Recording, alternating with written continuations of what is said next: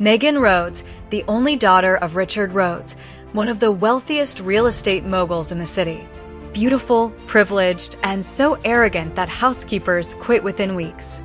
No respect for her parents, no regard for anyone, just her own way, her own ego.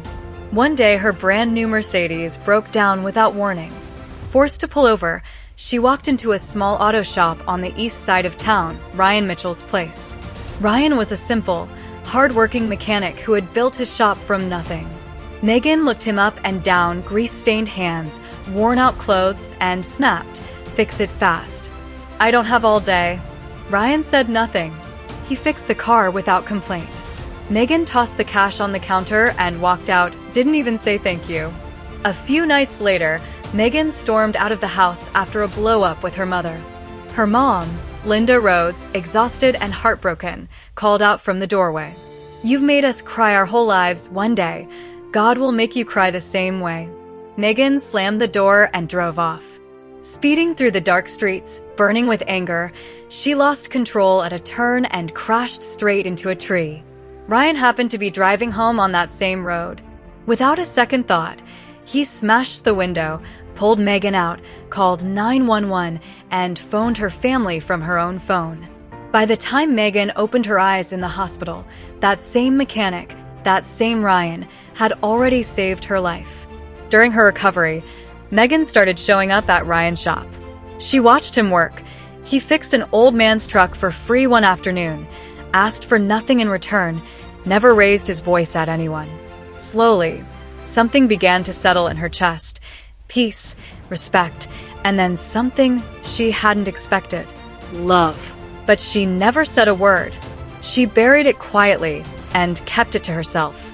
Then one afternoon, Ryan introduced her to a woman standing beside him, smiling warmly. "This is Sarah, my fiancée.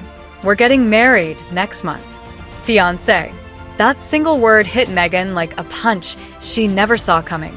She forced a smile, whispered congratulations, got in her car and drove away. Sitting in the parking lot, she closed her eyes, and for the first time in years, she cried. Real tears. The kind she had never let anyone see. And then her mother's words came rushing back. "One day, God will make you cry the same way." Megan drove straight home. That night she knocked on her mother's bedroom door, walked in, and sat down at her feet. "Mom, please forgive me." Linda didn't hesitate for even a second.